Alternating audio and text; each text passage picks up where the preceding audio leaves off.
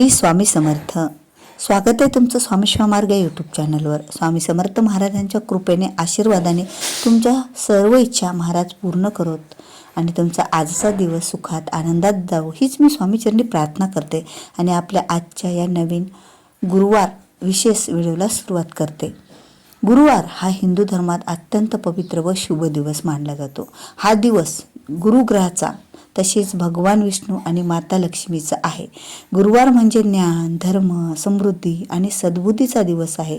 गुरुवार आणि गुरुग्रहाचे नाते हे ज्योतिषशास्त्रानुसार गुरुवार हा गुरुग्रहाचा वार आहे. गुरुग्रहाला देवगुरु बृहस्पती म्हटले जाते. गुरु ग्रह मजबूत असेल तर माणसाला योग्य मार्गदर्शन मिळते, शिक्षणात यश मिळते, वैवाहिक कौटुंबिक जीवन सुखी होते, आर्थिक स्थैर्य येते. म्हणूनच गुरुवारी केलेली पूजा गुरुदोष शांत करते असे मानले जातात. गुरुवार आणि भगवान विष्णू. शास्त्रानुसार भगवान विष्णू हे गुरुदेवाचे आधी दैवत आहेत. विष्णू म्हणजे पालनकर्ता. गुरुवारी विष्णू पूजेमुळे जीवनात स्थैर्य येते, संकटापासून संरक्षण मिळते आणि नोकरी व्यवसायात अडथळे दूर होतात. म्हणजेच गुरुवारी विष्णू सहस्त्रनाम किंवा ओम नमो भगवते वासुदेवाय जप करण्याची परंपरा आहे. आता एवढं महत्त्व हे गुरुवारचं आहे, पण त्याहूनही जास्त महत्त्व हे मार्गशीर्ष मधल्या गुरुवारचं आहे. आणि आता आपला एकच गुरुवार आपल्यासाठी राहिलेला आहे, मार्गशीर्ष महिन्यातला शेवटचा गुरुवार.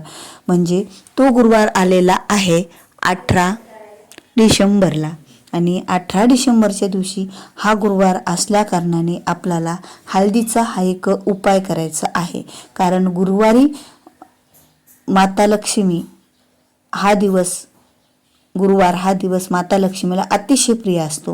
विशेषतः मार्गशीर्ष महिन्यातला गुरुवार अधिक फलदायी मानले जातात.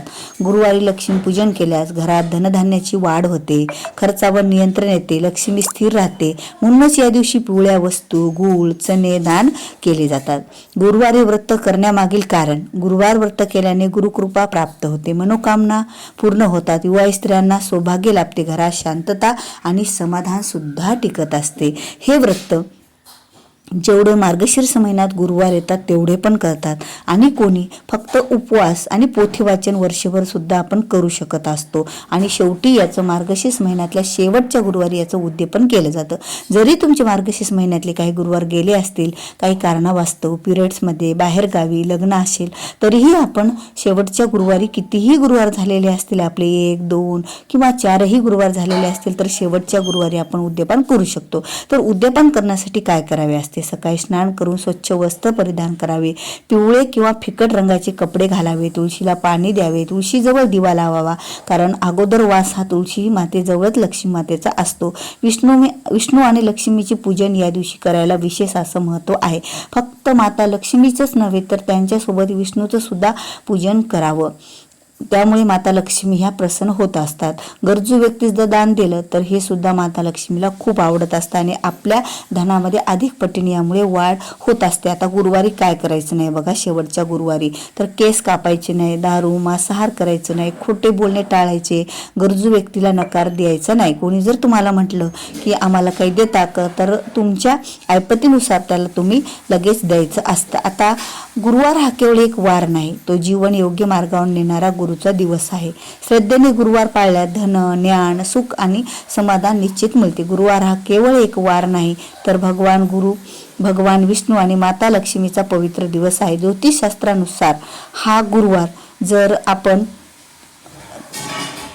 तुळशीजवळ तुपाचा दिवा लावला आणि ओम नमो भगवते वासुदेवाय याचा जप केला तर गरजू व्यक्तीस सुद्धा आपण काही दान केलं तर श्रद्धेनं पाळलेला गुरुवार नक्कीच जीवन बदलतो. आणि खरंच माता लक्ष्मीचा यामुळे कृपा आशीर्वाद आपल्यावर सदैव राहतात. गुरुवार हा दिवस आणि या दिवशी आपल्याला महत्त्वाची गोष्ट म्हणजे या दिवशी पिवळ्या रंगाला विशेष असं महत्त्व आहे आणि त्यात माता लक्ष्मीला आवडणारे हळद सुद्धा आहे. जर हळदीचे उपाय तोडगे आपल्या घरात केले तर यामुळे घरात धनधान्य आणि संपत्ती वाढते, घरात लक्ष्मी चिरकाल टिकत असते. आणि मार्गशीर्ष महिन्यामध्ये हा विष्णूला प्रिय असणारा महिना आहे, माता लक्ष्मीला प्रिय असणारा महिना असल्या कारणाने या महिन्यामध्ये शेवटच्या गुरुवारी जर आपण हळदीचे उपाय केले तर आपल्या घरामध्ये वर्षभर साठी अखंड लक्ष्मी वास करते. कायमस्वरूपी घरामध्ये लक्ष्मी चिरकाल टिकत असते. धनधान्यामध्ये सुद्धा वाढ होते. म्हणून तर आपल्याला मार्गशीर्ष महिन्यातल्या शेवटच्या गुरुवारचा हा विशेष असा उपाय करायचा आहे. कारण 4ही गुरुवार जे यावर्षी 2026मध्ये आलेले मार्गशीर्ष महिन्यातले, तर या 4ही गुरुवारचं व्रताचं फळ सुद्धा आपल्याला मिळतं आणि वर्षभर सुद्धा आपल्याला माता लक्ष्मी घरामध्ये नांदते आपल्या. तर काय कोणते उपाय आणि कसे करायचे आहेत, तर ह्याविषयीची माहिती आपण या व्हिडिओच्या माध्यमातून जाणून घेणार आहोत. त्यामुळे व्हिडिओ हा नक्की स्किप न करता तुम्ही शेवटपर्यंत पहा आणि चॅनलवर जर नवीन असाल तर चॅनलला सबस्क्राईब करा. कारण जेव्हा केव्हा मी असे नवीन माहितीपूर्ण व्हिडिओ तुमच्यासाठी योग्य असलेले अपलोड करेल माझ्या चॅनलवर, त्यावेळेला तुम्हाला त्याची स्क्रीन तुमचं अगोदर दिसेल तुमच्या स्क्रीनवर आणि त्याबद्दलचं तुम्हाला नोटिफिकेशन येईल.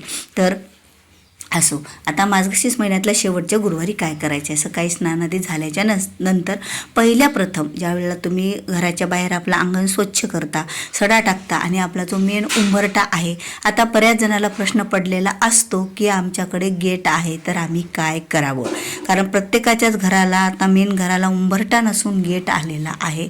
तर जर तुम्ही ते गेट सोडून एखादा मधला दरवाजा असेल तर तो मेन उंबरठा समजायचा.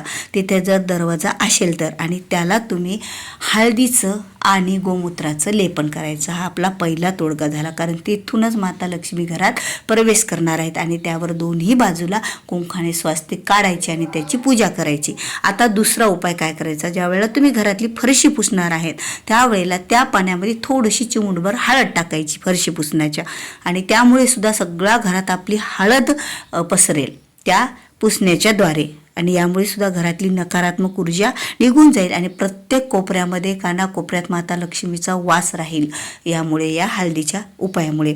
आणि ज्या ठिकाणी आपलं देवघर आहे, आता देवाची पूजा करताना आपण थोडीशी चिमूटभर हळद, आता देवघर आपण स्वच्छ करतो दररोजच, मग देवघर स्वच्छ करताना जो आपण देवासाठी कपडा अंथरलेला असतो त्या कपड्याच्या खाली, ते कपडा स्वच्छ करून घेताना त्याच्या खाली सुद्धा आपण थोडीशी चिमूटभर हळद टाकावी आणि नंतर त्याला थोडी हळद लावून पुसून घ्यावं आणि नंतर त्यावर तो कपडा टाकून त्यावर आपले देव ठेवावे. जो देवाचं वस्त्र, देवाचं आसन जे आपण देवाच्या खाली टाकलेलं असतो, सगळ्या देवांच्या खाली, तेवढ्याला शक्य नसेल तर आपण जी पूजा मांडणार आहोत माता लक्ष्मीची एखाद्या चौरंगावर किंवा पाटावर, त्याला सुद्धा अगोदर आपण थोडीशी त्यावर हळद टाकून पाण्यानं पुसून घ्यावं.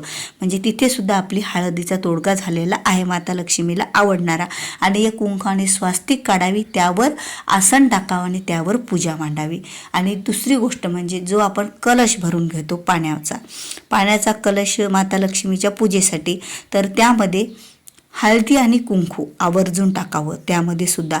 आणि जे कलशाला आपण 8 दिशेचे जे 8 ठिकाणी कुंकू लावत असतो, तर 4 ठिकाणी कुंकू लावावं आणि 4 ठिकाणी 4 बोटं हे हळद लावावी. अशा 8 बोटे आपण उभे वडत असतो आपल्या कलशाला. त्याला दोरा गुंडाळतो 5 आणि त्यावर पाने ठेवतो आंब्याचे किंवा नागविलेचे, आणि नंतर त्यावर आपण नारळ ठेवतो, जो कलश लक्ष्मीच्या स्वरूपातला म्हणून. आता एवढे हे तोडगे आपल्याला हळदीचे उपाय करायचे आहेत. आणि विशेष महत्त्वाची गोष्ट, आपला जो किचन वटा आहे ना, तर त्या किचन वट्यामध्ये, आता किचनमध्ये माता लक्ष्मीचा वास राहत असतो आणि त्याचबरोबर अन्नपूर्णा मातेचा वास किचनमध्ये असतो. अन्नपूर्णा स्वरूपातली लक्ष्मी ही किचनमध्ये असते आपल्या स्वयंपाकघरात. त्यामुळे हळदीचं एक स्वास्तिक तुम्हाला बनवायचं आहे आपल्या किचन वट्याच्या पूर्वे दिशेला. म्हणजे ते तुमचा गॅस चूल जे असेल त्याच्यावर आपल्या जी पूर्व भिंत आहे त्या दिशेला तुम्हाला हळदीने स्वास्तिक काढायचं आणि त्याच्यामधले जे स्वास्तिकच्या मधले जे टिंब असतात ते कुंकवाने काढायचे आणि त्याची पूजा आपल्याला करून घ्यायची असते. फक्त हळदी कुंकू आणि अक्षता त्याला अर्पण करायच्या. असे हे छोटे छोटे हळदीचे उपाय जर आपण केले आणि चिमूटभर हळद आंघोळ करताना आपल्या घरातील सर्व व्यक्तीने जर पाण्यात टाकून घेतली, तर यामुळे सुद्धा आपल्या अंगावरील जी काही नकारात्मक ऊर्जा असते ती निघून जाते आणि आपल्याला माता लक्ष्मीचा आशीर्वाद प्राप्त होतो आणि आपल्यातील इडापिडा आपल्या घरातील आपल्यावरची निघून जाते. कारण हळद ही सर्व गुणकारी आहे, माता लक्ष्मीला आवडणारी आहे, पण त्याचबरोबर ती औषधी सुद्धा हळदीला मानलं जातं. आणि पूजेत सर्वात महत्त्वाची गोष्ट कोणती असेल तर हळद असते आणि हळदीपासूनच कुंकूही तयार केलेलं असतं. आता कुठे असं कुंकू तेजाबचं सुद्धा बनवलेलं असतं, पण हळदीचं कुंकू जे आपल्या हाताला लाल होत नाही, जो भुसभुशीत असतं ते कुंकू म्हणजे हळदीचं असं ओळखावं. जास्त लालसर नसतं, थोडं भुरकट लालसर असतं ते कुंकू हळदीचं ओळखावं आणि तेच कुंकू आपण वापरावं, कारण हळदीच्याच कुंकाला अतिशय असा मान आहे. तर अशा प्रकारे आपल्याला एवढे तोडगे आणि उपाय करायचे आहेत धनसमृद्धीकारक आपल्या घरामध्ये. हे हळदीचे उपाय मार्गशीर्ष महिन्यातल्या शेवटचा गुरुवार विषय धनसमृद्धीकारक तोडगा, हळदीचे उपाय, धनधान्य आणि संपत्ती वाढते आणि घरात लक्ष्मी चिरकाळते. तुमच्या सर्वांनाच शेवटच्या गुरुवारच्या हार्दिक शुभेच्छा. माता लक्ष्मीच्या कृपेने तुमच्या घरात अखंड लक्ष्मी नांदो हीच मी स्वामीचरणी प्रार्थना करते. जय लक्ष्मी माता. भेटूया पुन्हा अशाच एका नवीन व्हिडिओसोबत. तोपर्यंत श्री स्वामी समर्थ.